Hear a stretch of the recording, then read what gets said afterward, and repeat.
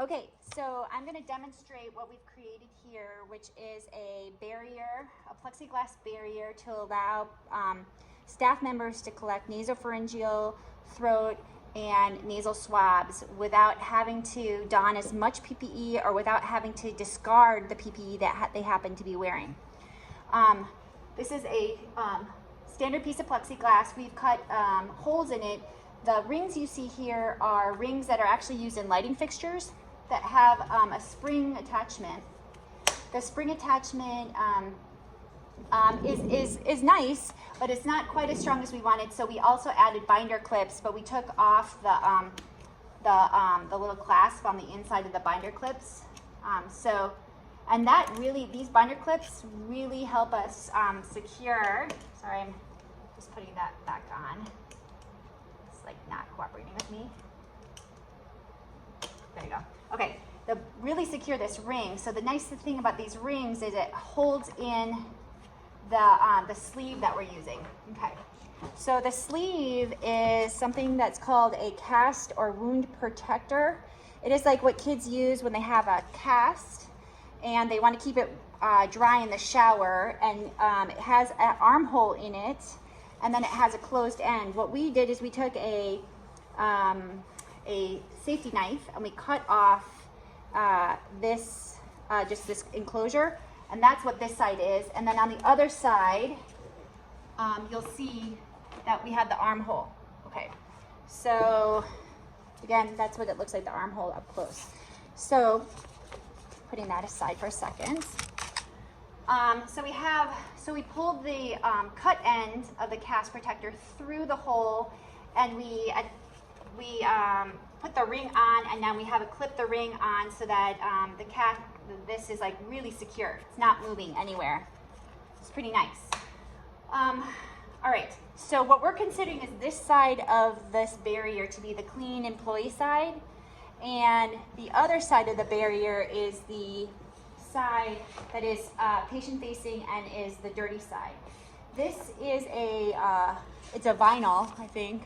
Yes, it's vinyl. So we think that we can wash this with cavi wipes and maintain it for several uses, maybe several days. So I don't know if you can see that in the video, like right there. Okay, so the way a provider would use this is that it kind of helps to have put on a pair of gloves. One just maybe as an extra barrier, but also just to help with putting the gloves on and off. What we're going to use is a regular old kitchen sink, heavy duty latex glove. So notice this is latex. So anybody who has a latex allergy, their patient or provider, should not use this piece of equipment. So for the first time that you're using it, it'd be totally permissible to stick your hand in. Oh, I want to say that the size that I'm using for this machine is large or extra large, and that should accommodate the fact that I'm wearing a glove on the inside of this kitchen glove. So I put the kitchen glove on. I probably wouldn't be wearing long sleeves. I'd probably be wearing like scrub tops that we have in our clinics right now, or short sleeves. But okay, so the first time you can just double glove this way, okay? And sorry, I just touched my glasses, but everything's clean right now. Okay, so I just want to reset the gloves I've been testing with. This is another set of our regular standard medical gloves. I'm going to pretend that I put them here on the patient side, okay? And what I'm going to do is, for the first time that you would use this, like the first of the day, considering that these are clean right now, but going forward, these green gloves are going to be considered dirty. And so for the first time, I'm going to put my hands through here. Now, I'm not really on the best chair, so we'd have like a clinic chair, you'd be a little higher up. But you put your hand in here, and you can see, I know you can see the reflection, that my hand is through the sleeve. Maybe I'll go this way. My hand is through the sleeve with the glove on, and then I'm putting my other one through, and my hand is through the sleeve. Okay, these green gloves are considered sort of at risk for being dirty, okay? But what I'm going to do is, so we don't have to change these with each patient. We're going to put on another set of gloves, patient care gloves, over top of this. Okay. I've used these gloves a few times, so they're a little bit like wrinkly. But okay, so pretty much I've covered up the green glove with our regular medical glove. And I'm going to do it again with this second one. I have to say, this isn't going to look like real pretty with patients. It's going to probably take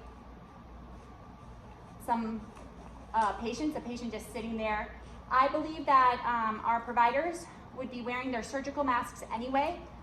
Some of them have N95s that they just reuse out of an abundance of precaution, but that would not be necessary, as we think that the COVID-19 is mostly transmitted by droplet.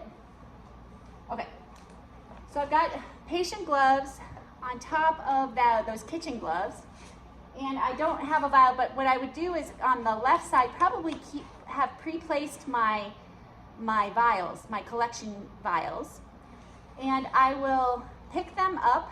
I think we would probably put a chucks right here, just to have the patient-facing side have a chucks.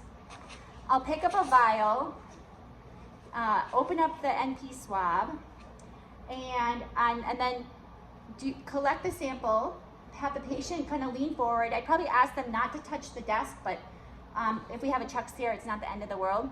And then collect the sample, put it back into the vial, collect the next sample, put it back into the tube. If we're doing RSV, influenza, throat culture, all of those can be collected just like this. And then at the end, I'm going to probably put my completed samples to the right. So again, the clean tubes I would probably have put on the left, collect the samples, put them on the right, patient would lean forward. Now I'm done. Okay, how do I get out of this contraption without contaminating myself on the employee side? So the first thing we would do is take off these first set of gloves. Those are the ones that kind of were exposed to the patient. You can doff those. And then what you're going to do is lightly loosen the fingertips. So I'm going to see if I can show that on the video. Maybe I'm going to rotate a little bit more.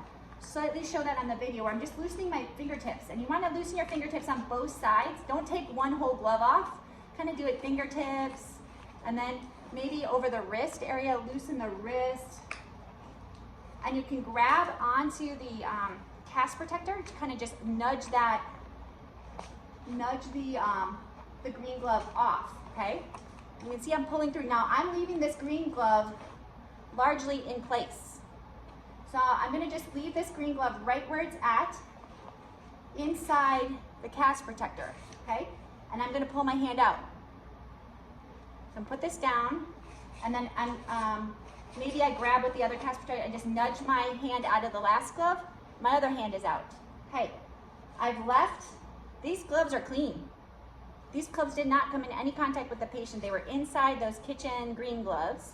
But just out of an abundance of safety, I'm going to take them off, put them in the trash, and I'm going to do hand hygiene. Okay? And then I might grab another set of gloves, grab gloves, and then I'll pick up my samples, put them in the bag, take them to the lab, and wheel this puppy to the next patient. I think for the sake of using this all in the same day, other than moving the chucks, maybe I think that I would probably not clean the sleeves between patients. I would probably reserve the cleaning of the patient side. Let's see if I can move it this way, to the end of the day. So I would clean the patient side at the end of the day with cavi wipes. This is a vinyl a vinyl sleeve, so I think it should work.